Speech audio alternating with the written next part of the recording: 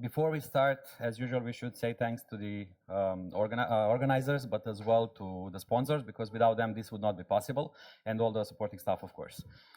My name is Filip Popović, and I'm a program manager in Microsoft, working on a Fabric warehouse, and my primary focus area is performance. Now, as performance is an evolving area, as you know, and your scenarios evolve, and after presentation, you will probably need some time to digest this, and then there will be the time when you will need to apply this. I would like to encourage you to reach out to me if needed, if you have some follow-up questions or whatever afterwards, or any issues. I would like to take a look into them, any performance issues. I prefer to have this as an interactive session as much as possible, so I would like to encourage you as well to ask the questions as we go. And if I see that at some time it jeopardizes the timeline, I will just ask everyone to postpone for the Q&A. But please, don't be shy. Feel free to raise a hand and ask the questions. And this does not apply to Microsoft folks that decided to join us today, so no questions for them. You probably heard us a lot of times speaking about the fabulous performance of a Fabric warehouse. Yes, I stand by that statement. I will explain a bit how we achieve that, what are the tricks that the engine can employ to make the performance great. But we are all aware that all the engines in the world, no matter how great they are, they have some rough edges, and sometimes you need to help the engine a bit to get the optimal performance. Hopefully you will not hit it ever, but if you do this, the content from this presentation should help you to deal with that. So mastering is quite a strong word, right? Mastering requires practice, time, a lot of time, trials, and so on. So our goal, our collective goal here for today should be, let's get to that mastery level in an hour. So a lot of content. Let's please stay focused and ask questions whenever needed. We'll cover also monitoring, what you can do, how you can monitor your workloads. We'll show a new feature that is coming out in the second half of this calendar year, which is data clustering, how you can speed up your queries additionally in a warehouse. We'll talk about consumption considerations, and finally, we'll speak about ingestion best practices. Now, before we move on, I need your help. So how many of you used Fabric, warehouse or SQL Analytics endpoint? Okay, awesome, pretty big number. Oh, I guess the others didn't. Who expects that we'll try the Fabric soon? Okay, and I guess everyone knows SQL. Anyone not knowing SQL, T-SQL? Perfect. So for folks that are coming to Fabric, there is something that might be, a bit strange. We have a Fabric warehouse, which is in the title, but we also have SQL Analytics endpoints. So in a Fabric, you can create a lakehouse or a warehouse. And when you create a lakehouse or a warehouse within the workspace, basically in the UI, you will see every warehouse that you create, and every lakehouse will have a SQL Analytics endpoint, which might make you think that you have a multiple SQL engines. Well, the truth is, in the workspace, you have only one single SQL. So no matter how many warehouses or lakehouses you create, what will happen in your SQL endpoint is that you will see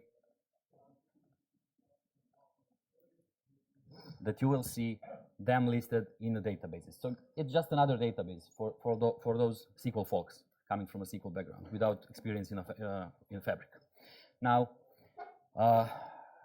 single SQL endpoint, meaning that all the rules that we apply, that speak about here, all the way the engines work and everything, applies to any T-SQL statement. Basically, it's a single engine that targets lakehouses or warehouses. Another important distinction before we move on, what's lakehouse, what's a warehouse? Well, it's a whole story behind it, but basically, lakehouse is when you have a data managed by Spark. Warehouse is when you have it with T-SQL. So I prefer in this session to speak SQL, Fabric SQL, because it applies to both.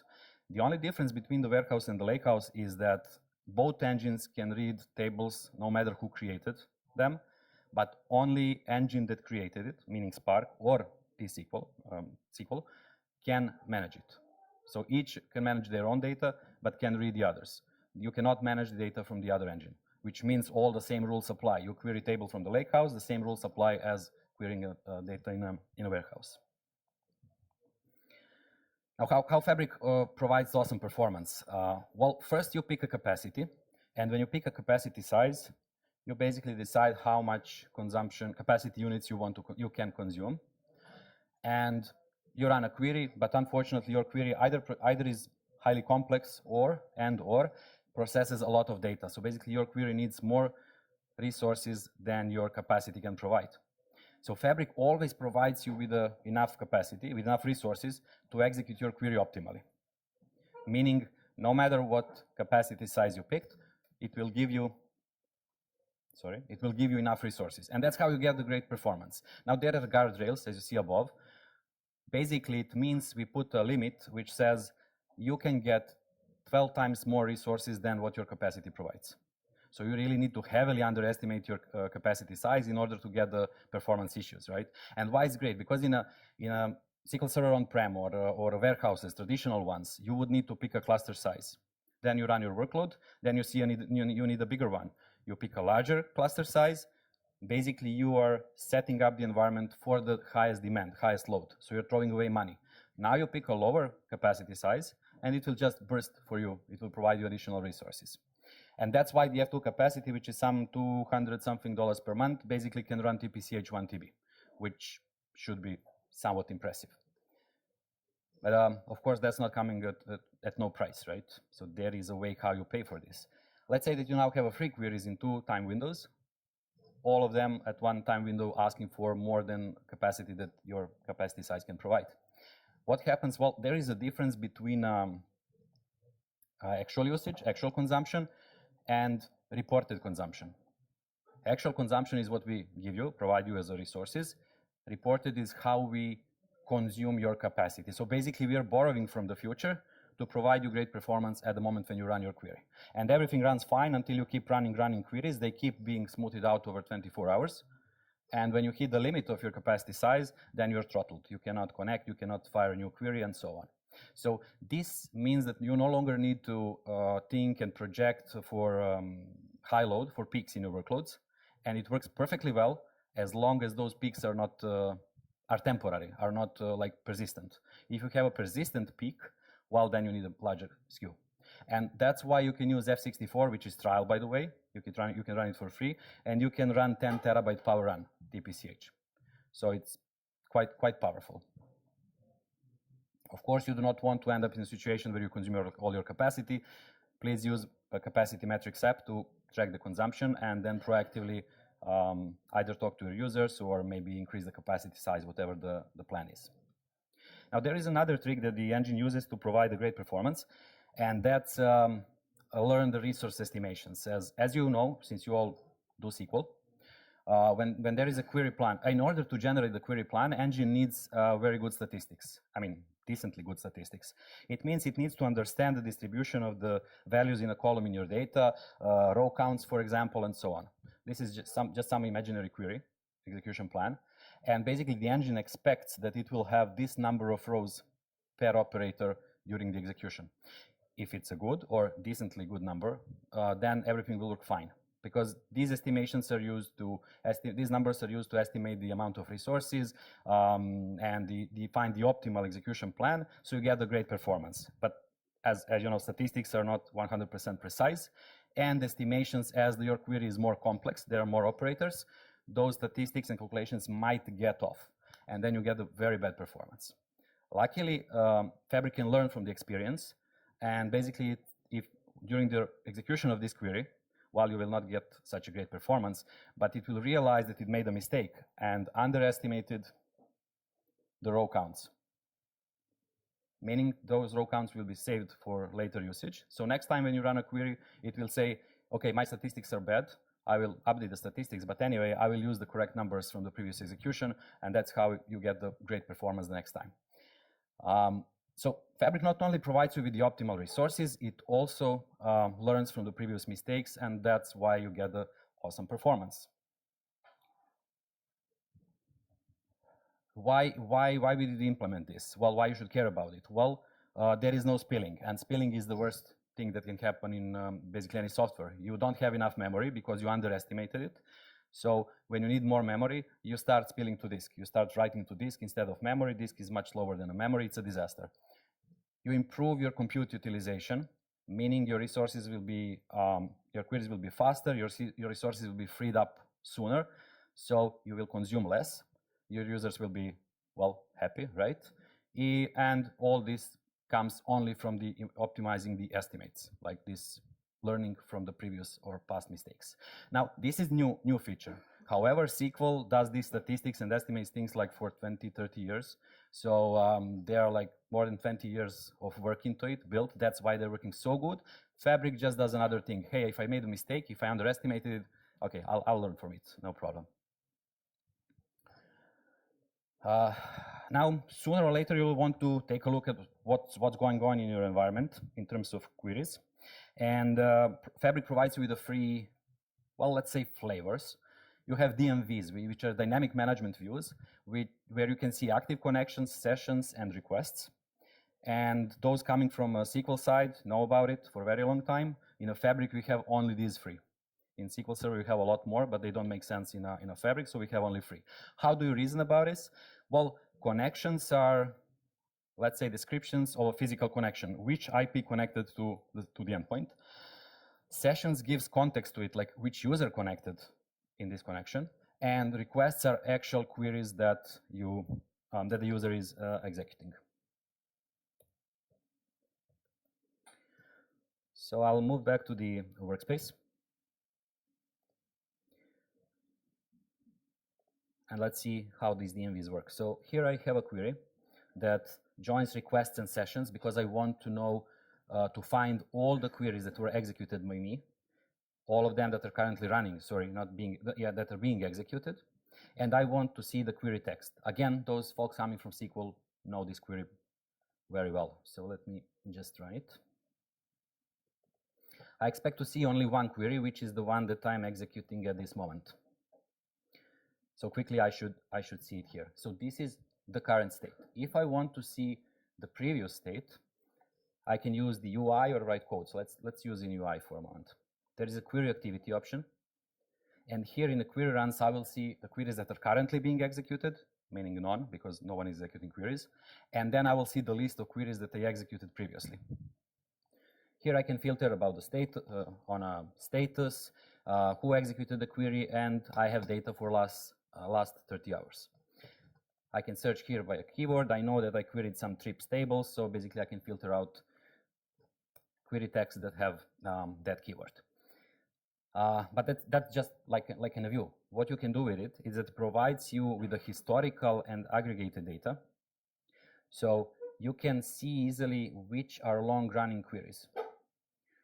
So you might want to investigate into the longest running queries to see what's wrong, or what maybe user is doing something wrong, maybe it should be optimized, I don't know. But probably a good idea is to see the queries that are running most often. If you see queries that are running a lot of times, but they take too much time, then definitely probably something that you should look into. And there is another view which shows you the average duration of a query, maximum duration, minimum duration, and last run duration.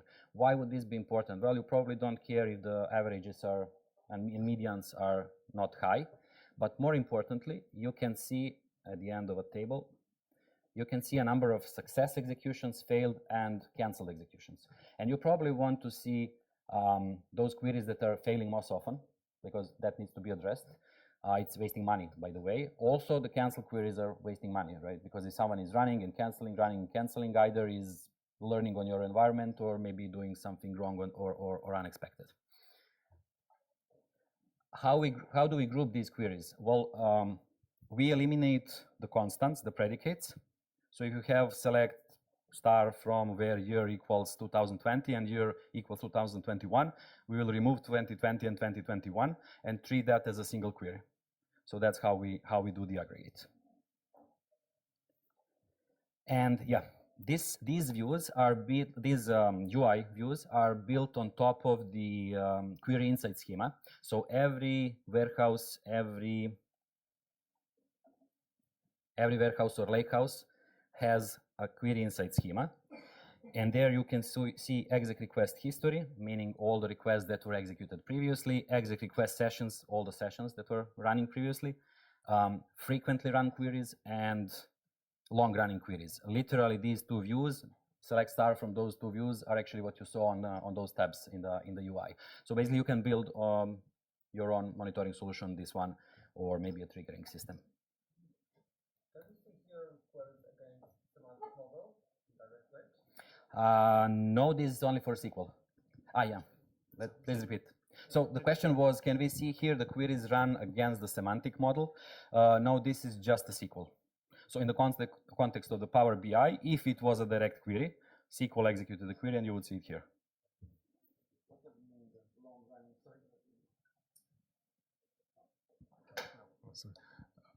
I've just seen that it took 1 second to execute this query, and it's marked as long-running query. So what does it mean, long-running? Oh, okay. Okay. It's a fair question. So we are not setting the criteria of what's being long. We named the view long because that's the place where you will look for long queries. But if you don't have long queries, well, we will show you what you have, right? But still, why we didn't want to set any criteria? Because 2 or 20 seconds for you might be too slow. For me, it might be great. So we are not into that business. It's on you. Okay, so you can run queries on your own, as we said, like exec request history, and then let's see what was executed in the last 30 minutes. This query would give you that. So basically, you can go through all these views and find what you're interested in without going through the UI.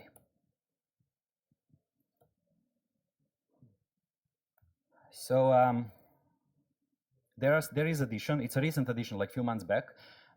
We heard customers saying, "Hey, but we don't know how much data was read and what data was read from the cache or not." So you probably know that the Fabric has a caching mechanism. Basically, data is in the one lake. So the first time you run a query, we fetch it from the remote storage, then transcode it into in-memory objects. Engine can work with that, and we store it in in-memory cache. So the first run goes from the storage, then from the memory. The next one will read data from the memory, and that's basically it. There is another type of a cache, which is SSD caching. The moment we populate in-memory cache, we populate SSD cache as well. Why? Because SSD is much larger than the memory, so memory cache might be evicted. If you were lucky that someone queried that same data previously, we will read it from SSD. If not, we will go back to the storage, of course. Obviously, running from the storage is the slowest one. I'm not sure. Yeah, you can see basically the number is the largest. This is the total CPU time that was spent on processing this query. So this one read like 63 gigs from the storage. This one read 63 gigs from the same query from the memory. And you can see here that it spent way less CPU time. I'll speak about the clustering in next session with the demo. So let's just focus on the first 2 runs. When first time I presented this, I remember I was so excited it was a new feature, but I saw a lot of faces like in the audience go, what is this? And then they told me, yeah, but this is too expensive. Like cold run is too expensive. I would like to address that. Again, I will not set the criteria for what is expensive for you and me, but this number here is a fraction of cents when you see how much you paid for it. Okay, someone can say we have a lot of cold queries. It's expensive. Yeah, but we should not think about cold queries on their own because cache is populated. So the engine makes sure that the subsequent queries are much cheaper. So that cost, that fraction of cent that you paid more for a cold run is actually spread out on a warm runs. You're not alone in your company, right? You will open a report, you will read some data, then your other colleague will open report with the similar filters. So some data will be read from your cache, some will be cold. So that should not be an issue. But I see where the concern might come. Clustering is a new feature coming in the second half of this year. And does anyone know what clustering is in Spark? Okay, I'll quickly walk through it. So if you remember, we previously spoke about the I/O, cold versus warm run. The primary difference is where you read the data from. So that's obviously detrimental for performance. So let's start with before going exactly what the clustering is, let's talk about how data is stored on disk. So as you know, all the data in Fabric is in one lake, and it's in Delta, ideally in Delta, but SQL works only with Delta. So Delta is a metadata layer on top of Parquet files, basically JSONs that says, okay, these set of Parquet files are current version of a table. This is quite simplified version of explanation, but basically that's what Delta is. Underlying, there are Parquet files. So Parquet files, anyone knows the structure of Parquet files? Row groups, column groups, just to see to what extent of details I should go. Cool, thanks. So in this case, we have a one Parquet file which has two row groups. And Parquet is a columnar compressed format, meaning that if you want to read just one column, the I/O will be literally for reading this column. You will not read, the engine will not read this one. While in a row table, in SQL Server, for example, in a row mode storage, we would need to read all rows just to summarize the one column, for example. Parquet is an analytical format, is perfect for analytical scenarios because it reduces the I/O. It reads only the columns that you're interested in. And that's what Fabric leverages as well, right? Now, every row group has a metadata with minimum and maximum value for each column. In this case, we can see that this row group has a customer IDs from 1 to 7, this one from 4 to 9. This metadata is used to skip the row groups you are not interested in. So imagine that you're writing a query, hey, give me customer ID 5. Engine will do, any engine in the world, not just Fabric, will say, okay, 5 is in this range, let's go through the rows, but there is no row, so I wasted time, IO, CPU, whatever. Let's see the other one. 5 is in this range. Okay, here is your row. Now, obviously, we can save 50% of IO if the data is not distributed randomly. So clustering is a way to collocate near data points, close data points. You can read it as structure the data in a way that these row groups don't have overlapping ranges. Because if they don't have overlapping ranges, in this case, we will say, we're looking for customer ID 5. Yes, it's here. It might be here. Yes, it's here. Then I check this one. No, 5 is not here. I just skip the whole row group. And that's basically what clustering is. Some say it's like ordering. Well, you can think of it like ordering because I made such simple example. But in reality, clustering is collocating those data points, which means it's highly unlikely, that's the proper way to say, it's highly unlikely that these ranges will have overlapping values, but it's not guaranteed. So it's good enough. Let's see how it works in the demo.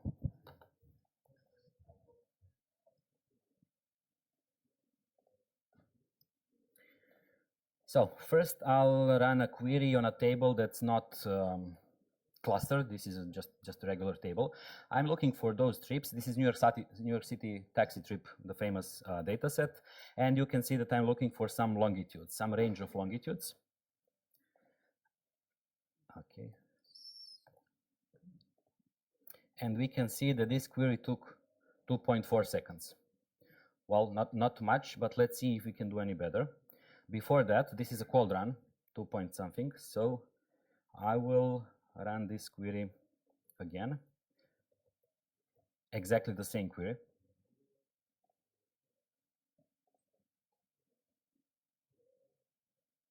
Okay, the same query took 0.7 seconds because it's from in-memory cache. Now, it's not reading the result set from in-memory cache, just the source data is now in a cache, so the query did the magic. It just used the in-memory cache.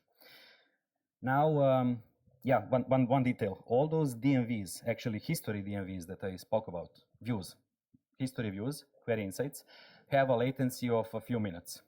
It can get up to 5-10 if you have a highly busy system. Now, I don't want to wait a minute, 2 or 3. I'm querying something that I executed some time ago, but it's related to queries just like these two. So we can see that at that time, query took 6 seconds, cold one. In our case, it was 2 point something, but obviously it took more before. And it read some 3.6 gigabytes.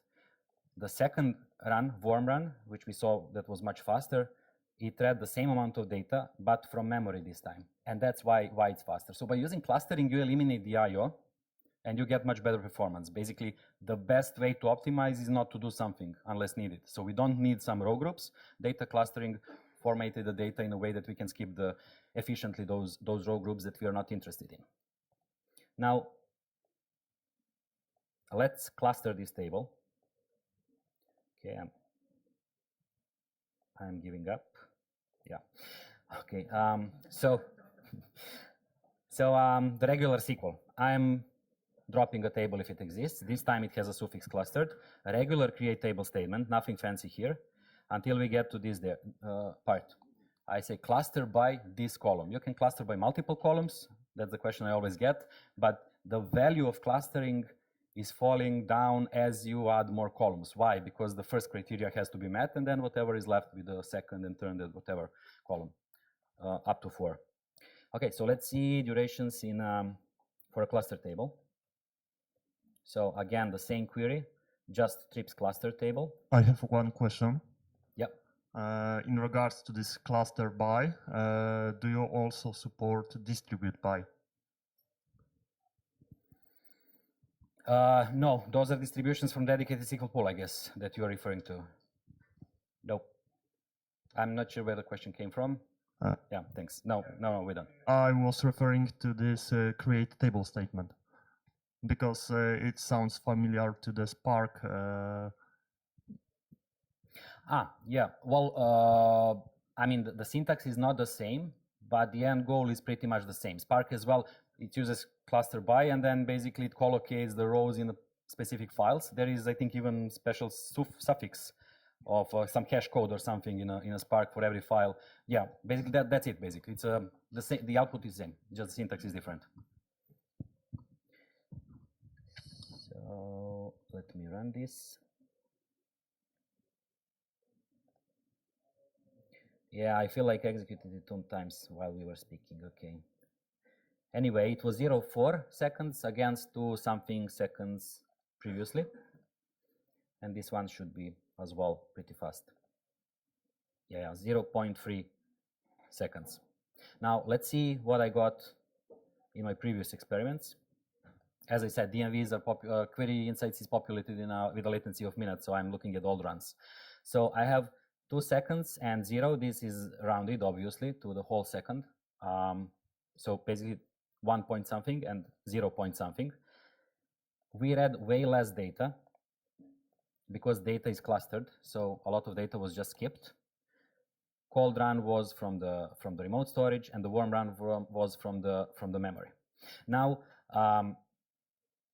just scroll it down. You can also see that way less CPU time was used. Now, yes, you pay some CPU consumption or capacity units for clustering the table, because while you are ingesting the data, we also need to do this collocation. So you pay somewhat more there. But your subsequent queries of that table should be much faster, assuming you have those predicates. Now, when you should use it? So you will use data clustering in query predicates, meaning where clauses either range, like a column between A and B, or A and B being constants, of course, and maybe year equals 2020 or whatever. That way, these query, the skipping will be efficient. But you should not do it for small tables. And now, don't take my word for it. I know this will be recorded, but at the time when you watch this online or whatever, please check the documentation once we publish this feature, because there will be a clear guidelines. But let's say today that doesn't make sense for less than 30 million rows, because below it's already super efficient, so you are wasting your time. And you need to have like more than 60% of unique values. Why I'm saying that? Imagine that you have a married, unmarried, and divorced, so basically 3 values in a column, and you have 1 billion of people. The best you can do with where person is married would result in 60% of reduction, 66 point something reduction of the I/O. It's great. I agree. It's a great improvement. But imagine that you are working with dates, like birth date. If you cluster by a birth date with 1 billion folks, you probably have a lot of them which are between 0 and 100 years, and there are 300 whatever days in every year, leap or not. So basically, if you're looking for a single date, it will be super fast, because almost like 90 something % of the row groups will be skipped. So be mindful about it. And just like in every scenario in this presentation, I would like to encourage you to challenge whatever I say. Do I really need this? For small tables, no. If you're happy with performance, sure, don't do it. Just let it run the way it is. Now, you will have to consume the data from the fabric sooner or later. And this is quite simple, but often overlooked. If I get $1 for every time I explain this to a customer, that is reporting an issue, performance issue. I would probably be on my yacht today and not here. Sorry, I love you all, but I love yachts as well. The sea, actually, not yachts. So Fabric is in the cloud. And Okay. Can I, regarding previous slide, because about the clustering, it doesn't make sense to put it on the columns taken into consideration within row level security, rather than the actual analytics. On which columns. data, sorry? Can you repeat the question, please? Okay. Does it make sense, does it make more sense to use the clustering on columns which are used in the row level security, let's say, policies? Well, in general, yes. Depends how you implement it, of course. Because row level security is performed always, right? And yeah, because the filter will be pushed down. So yes, it does make sense. And yeah, I didn't think about that scenario. Thank you. It does make sense. Although we have customers that have RLS and are happy with performance, then they probably want to optimize some other scenario. But yeah, makes sense. All right. So another question: can we ask Fabric to pick a column automatically for clustering? That's the idea like for other... idea. Great idea. It is there for later phases, not today. Today it's your choice. So you're querying the engine that is somewhere in the cloud, meaning in some region. And if you use the UI studio, like a web studio, a web interface, well, it's running on your local machine in a browser, and it needs to transfer all the data back and forth. And then there are two issues, potential issues. There were customers that were returning large amounts of data. Obviously, web environment is not just ideal for that, but they did it. So imagine that you need to transfer a lot of rows from the endpoint to the UI, and it needs to use the different protocols, not binary ones, and need to populate the grid in the browser, so it's a disaster. If you really want to eliminate that kind of an overhead, which may be from a fraction of a second to 5, 6, 7 seconds, at least what I experienced from some customers even more, you can use the SSMS. With SSMS, it's binary communication and it's blazingly fast. And you are pretty much on the safe side that there will be no unreasonable latency or any larger than insignificant. So that's why I said yellow. I mean, it's a SaaS solution, so you have to use some way to access it. This one is not ideal. It's good enough for small result set, doing whatever you like in the UI. But if you are heavily writing SQL queries and need every bit of performance, you can use SSMS. I want to show you in the messages, when you run a query, you can see this is the time for query execution. Time to process and render results were additional 1.5 seconds. Your users probably don't care about it, but some customers just come and then do the benchmarking between the UI and some other solution or a SQL Server on-prem, and where they use SSMS, and they say, oh, this is way, way, way slower. No, the engine is pretty much the same, right? It's just distributed. It's the UI. So if you want apples to apples comparison, go with SSMS. Then you read the data, Fabric reads the data from the one lake. Data is stored where your capacity is.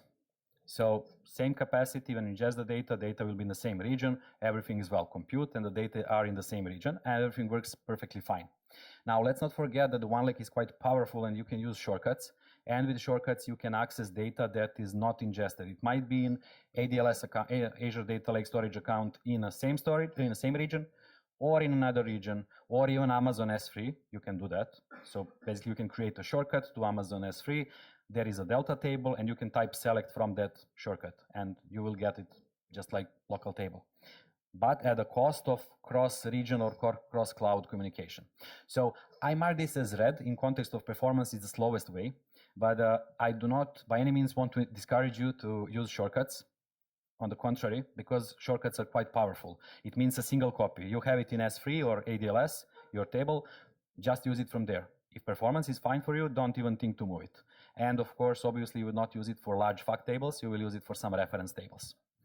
The last point there is, well, even if the table is not so small, let's think about the cold run. Cold run will suffer from fetching the data, but the warm runs will be as fast as local table, basically. So do not think that shortcuts are necessarily bad. Try it out. This is one topic that I'm always hesitant whether to talk about, because you see an asterisk here, right? Your primary goal is to model your database to accurately reflect the real world scenario, right? That's your primary goal, which means that you don't have many options when it comes to data types. But I'm still going through this slide just to make sure that we are not making some really, big big, let's say, mistakes. In general, you'll be happy with whichever type you use, and I will walk through all the rules and just point out those that you absolutely should think of. So you should remember from this slide only what I point out. So year, big int, and year int. If you know it's a year, big int is a large number, can store large numbers. Int is way smaller, probably small int is fine as well, because year has only 4 digits. I mean, you all know how many bytes, 2 bytes are enough to store it. So don't use big int, use the smaller one. Not so, let's say, important. Decimal is not for integers. So if you have integers, do not use decimal p whatever, comma 0. That's a disaster, because a lot of optimizations that we did for integer are for integer data types. We didn't implement everything for decimals. Sure, we are improving the engine, we are covering those cases, but in the end, it will never be the same as with integers. If you have codes, use integers if possible, unless you have a leading 0. If you have 0, 0, 10, well, yeah, you have to use the character column. Use variable character instead of character whenever possible, and use a not null. Now, as I said, it's not, you will probably have great performance unless you hit some edge case, even with a nullable and everything that I mentioned, but you don't want to do that. If you are at the phase that you're modeling, consider these best practices. So numbers instead of strings, that's the one important. And the second important is, when it comes to strings, make sure that they are of proper sizes. So if it's a name, don't use varchar 8000, because no one has that much, characters, bytes in a name. We are heavily investing into this. Oh, sorry for that. We are heavily investing into improving string performances. Strings are notoriously slow in a SQL, and we did a lot of improvements to make them faster, especially the larger data types, and there is still some work to do. So today, yes, think about it. In the future, it is becoming less and less important, but today that's one of the most important things that you can pay attention to. Might not be obvious, but if you're using some tool to create a table for you based on files or source systems, those engines sometimes do not set the character column length. So make sure that the tables are, created with the proper data types. Everything we spoke about so far, I started the presentation by saying that there is one SQL, all the same rules apply to lakehouse and warehouse, right? I also mentioned that difference between a lakehouse and warehouse is who manages the data, right? So if warehouse manages the data and you set proper data types, consumption, follow consumption, best practices, whatever, you will be fine, because warehouse takes care of the shape of the data. Meaning you use it, you insert it, delete, update, whatever. At some point it says you run a query and it executes your select query, but it flags the table like, hey, this table can be optimized. And then in the background, there will be a process that will pick up the table and again restructure the table to provide you with the optimal performance. Let's go through an example. Let's say that you insert one row at a time. That's one new file. You add another row, another new file, and then you keep adding, like IoT scenario, you keep adding rows, meaning millions of files. No engine in the world can efficiently open million files, because such small files means that you spend more time opening it, reading metadata, and then processing the data. So the engine says, okay, too many files already. I will make 1, 2, or 3, whatever number of files which are larger, but they have millions or thousands or tens of thousands of rows. So the engine can effectively, basically, read it quickly. So that's the idea with the warehouse.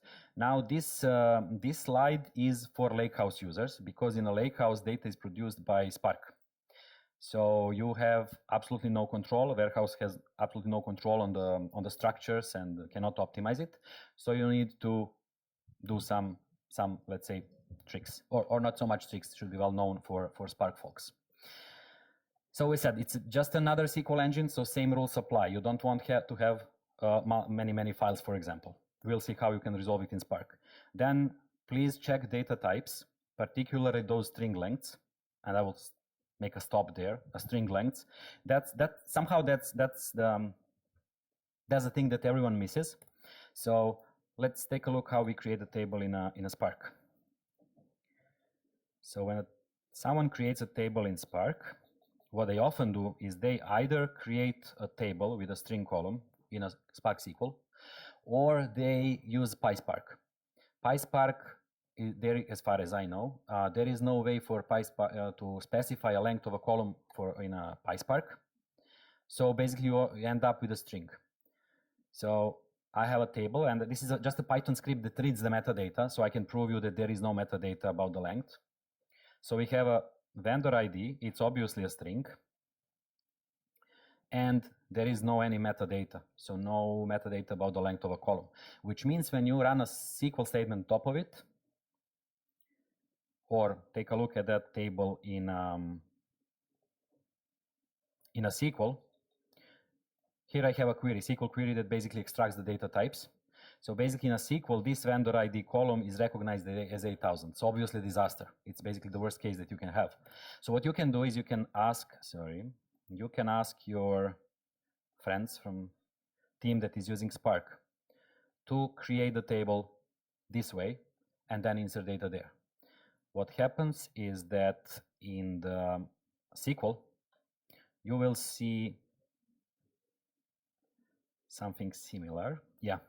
So you will see that vendor ID table is this time 20 characters long. So why is it so? It's so because in Spark, when you define the character column length, you define number of characters. In a SQL, it's kind of counterintuitive. It's number of bytes.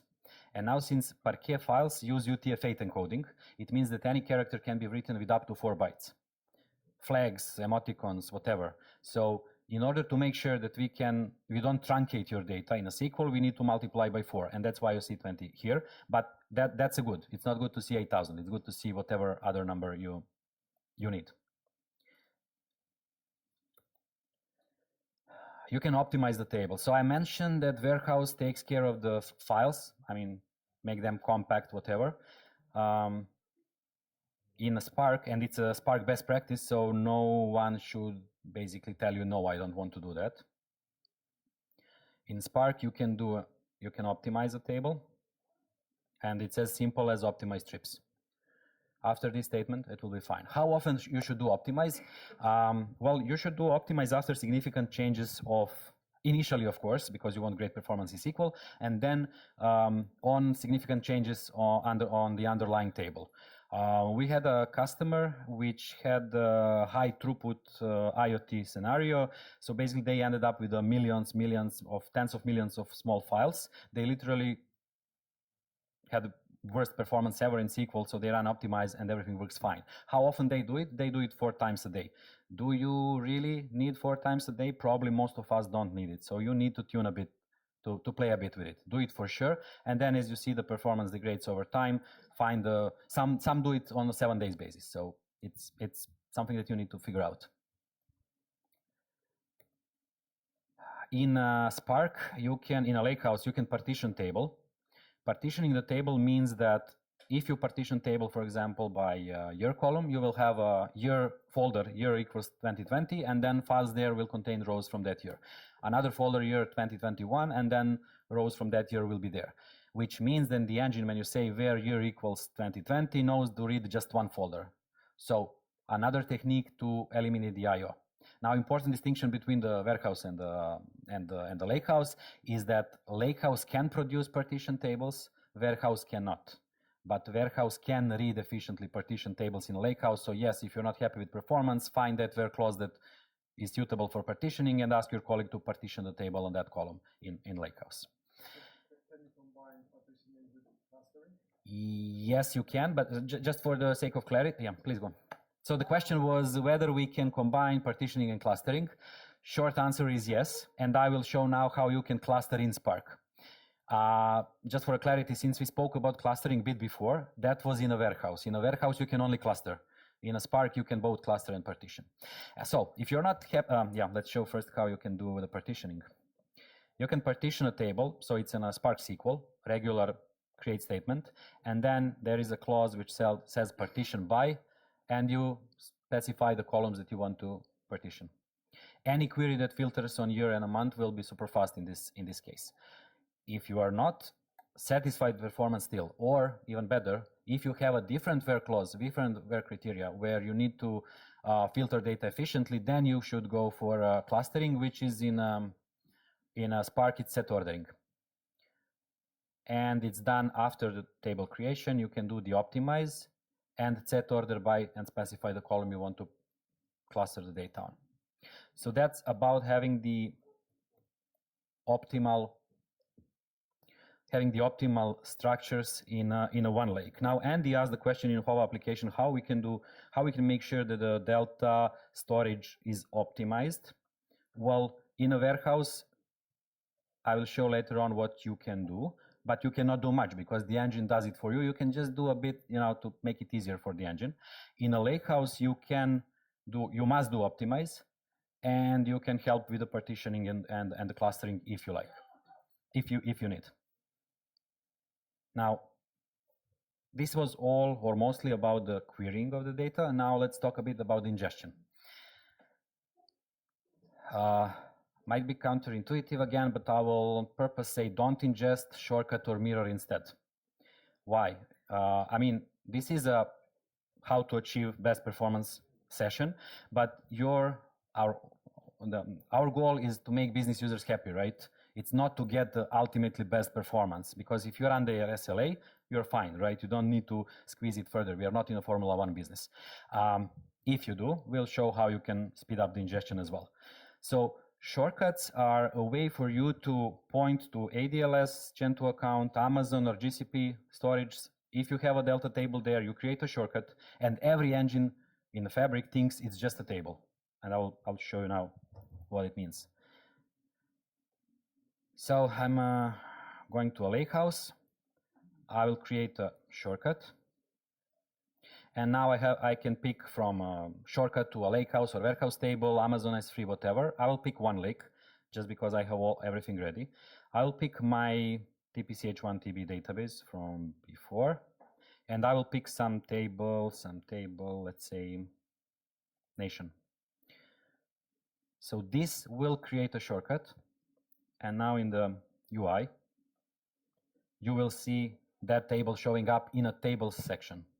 Okay, here it is. It's still recognizing it. Okay, it's finished.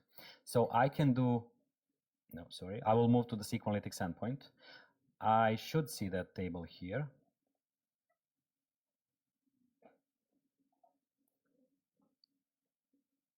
Yeah, and what I can do, I can now query that table just like I have it in my warehouse. So single copy of data, you don't copy the data, you don't transform it, whatever. If you can read it from the source, use shortcuts, read it from the source. Second thing that you can do, again, is not ingestion, but mirroring. And at the workspace level, you can create a new item, which is called mirrored database. And now you can mirror different sources, Cosmos DB, Snowflake, SQL DB, SQL MI. You can also implement your own mirroring with open mirroring if you like. So basically, it's a set of interfaces that you can extend. What would happen here? I would pick, let's say, SQL managed instance. Then I would provide a connection string to it, the user pass, whatever. And that mirror database would show up in my UI as another item.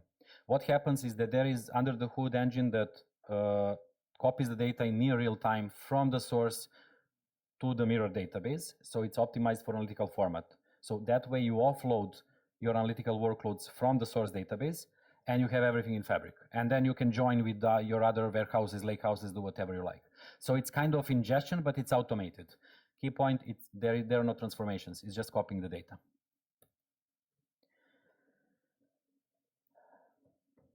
Okay, so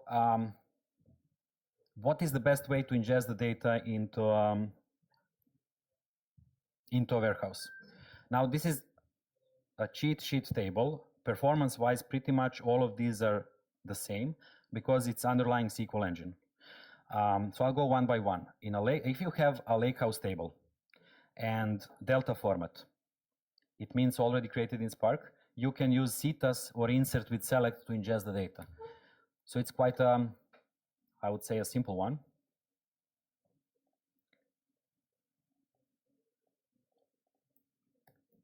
Okay, so with a CTAS, you can create table as select and write an arbitrary query from a lakehouse table, which means you can do the transformation with the ingestion. That's the point here. CTAS is if you want to create a table. If you have a table, you can use insert into and just insert whatever you like. Then we have, if you have a case where you read ADLS, again Delta, or might be S3, Amazon, whatever, you would create a shortcut as I showed you, and then write the same CTAS or insert to load the data into warehouse. This is with transformation, of course, as you can write in the arbitrary T-SQL. If you're ingesting CSV and Parquet files from ADLS, you use copy into. Now, copy into is a simple statement in Fabric, where you need to create a table first, and then write a copy into statement, provide a path to a folder or file. It can ingest multiple files, provide a file type and whatever description you have in the syntax, like comma separators, line separators, whatever. So it's quite flexible and it's equal. This is preferred way over the pipelines. I mean, all those things I mentioned are preferred way over the pipelines, because if you use pipelines, it will extract the data, it will store on the storage, and then it will use copy into. While these SQL statements will skip the pipelines and just go directly to the source and ingest data into the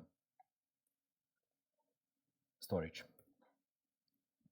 If you have CSV and Parquets in ADLS, you can use open row set. How many of you know about open row set in serverless SQL pool?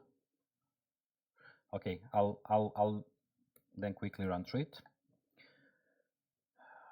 So yeah, since I didn't save it anyway. Anyway, open row set is a function that was released like a month or two back in Fabric.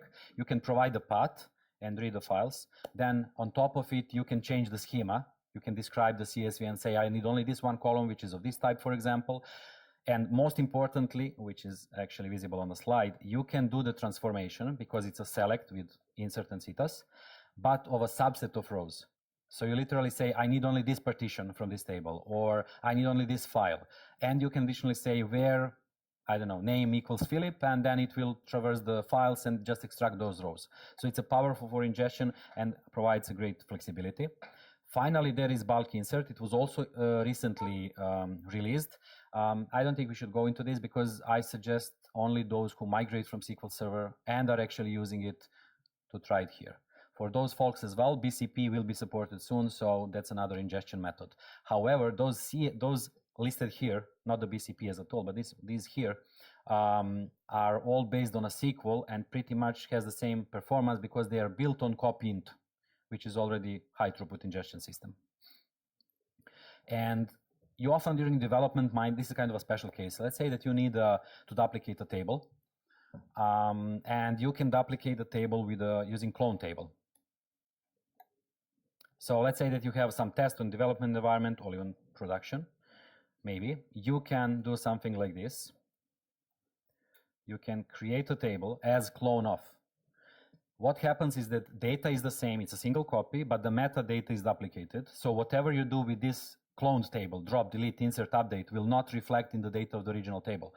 So instead of doing in a SQL Server way where you literally make a copy of a table, reserve storage, and spend some CPUs, this is like instant operation.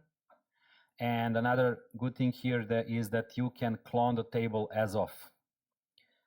Meaning I don't need, I can clone the current state, but I can also clone as it was sometime before. We see folks coming from SQL doing the literal copies, so that's why I put it here. Now, what you can do in order to speed up the ingests. We are ingesting, if you're ingesting from a shortcut, well, you are at the mercy of the person who created the table, right? Because it's not yours, it's Delta, it's somewhere there. If it's a lake house, you are at mercy of your hopefully colleague who is willing to do the optimize and maybe partitioning and the clustering that we mentioned. If you are shortcutting to a warehouse, well, it's already optimized. Now, if you're reading from CSV Parquet files, again, you're at the mercy of those who produce the files, right? Maybe they produced single file out of 100 gigabytes. That's a disaster. Or millions of files of 1 kilobyte. That's also a disaster. So there are things that you can do there. And for the interest of time, I will share the starting throughput point in this exercise. So it's basically TPCH 1 TB orders table ingested in like 13 minutes with a throughput per hour around a bit less than 1 terabyte per hour throughput. That's when we start with a single file. If you divide files by up to 1,000 files, you will get much better performance, obviously throughput of 6. Next thing you can do a parallel loads, so have 3 different statements ingesting the data into the same table, obviously linearly rising. And then if that's not good enough, you can increase the skew size from F64 to, for example, as I used, to F128, and the throughput will scale linearly. So we went from a bit less than 1 throughput per hour, 1 terabyte throughput per hour, up to 30-something terabytes per hour. Now, a big warning sign. How many of you have 10 terabyte warehouses or lakehouses? 1, okay. 100 terabyte? No, okay. So no one pretty much don't want to invest into all of this, because this is for like 100 terabyte and more loads. And let's please remember that you will probably load that much data only once. So you probably don't care whether it will take few hours or a day. Just let it run. But if you really need to optimize it, use these 3 techniques. If there is one that you should, well, pretty much make sure you always follow, make sure that you have enough files. Not many small files, but more larger files. Around 1,000 is fine. Don't over obsess going to 1,000 if you don't have a decently sized file drives. No reason to make a kilobyte files just to have 1,000 files. So don't go wild. And as usual with the performance, don't push and squeeze every bit of performance unless you really need it. So this is cool exercise, but it's impressive result, but probably not worth for most of the cases. And those that work with a warehouse, this is like a final guidance. In a SQL, you never do things in rows, you do things in batches. So if you do this, like insert 10 rows, for example, you will end up with 10 files. Warehouse will compact them, no worries. But the thing is that those 10 inserts will take time. 5 seconds, I don't know how much, because every insert needs to create a file. While if you insert into or select from whatever, and then in a batch insert in a single statement 10 rows or thousands of rows, you will end up with 1 file. So definitely think in batches, not in rows. Now, before we go to the QA, please provide the feedback. Just please don't forget to do it, because it helps me to tweak the session further, or maybe focus on something more or less.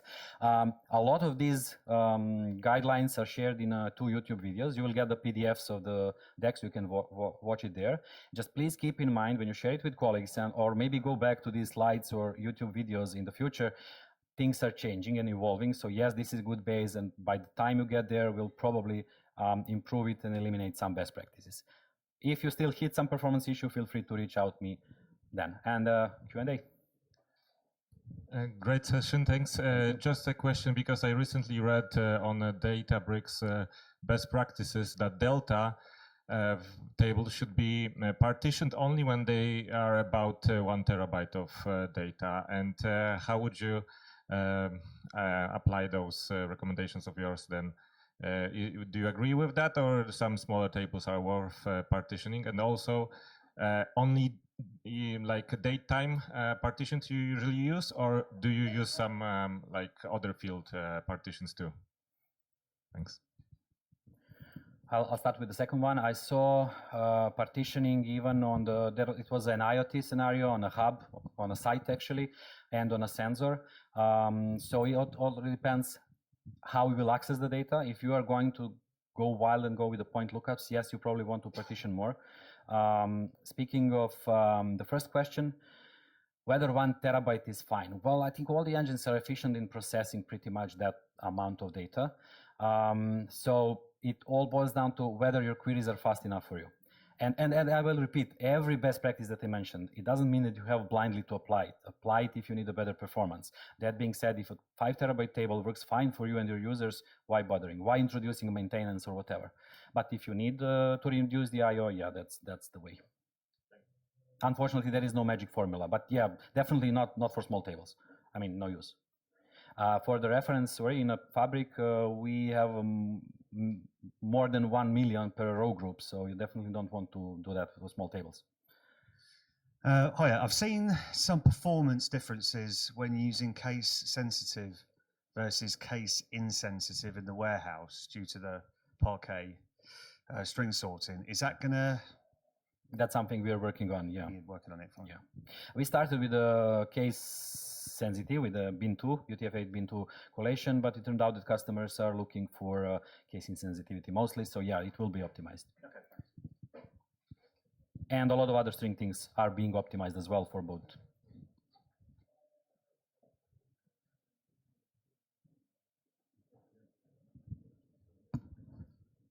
Can you maybe tell a bit more about this warm cache, how long it lives, what kind of, I don't know, data it can store? What can we expect? Well, this is a serverless architecture, meaning that you get nodes when you need them, which implies that the cache is not long-lived, right? Today. We have some plans, but it's a, let's say it's a distant enough future not to discuss it today.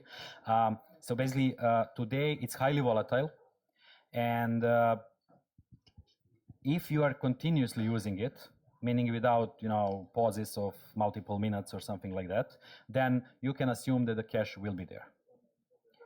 So it's not, again, it's not an exact science, but you are working on it. It's a long-term plan to make it like durable, to detach it from the architecture, so from the compute. Okay, if there are no any questions, thank you very much, and feel free to reach out to me when needed.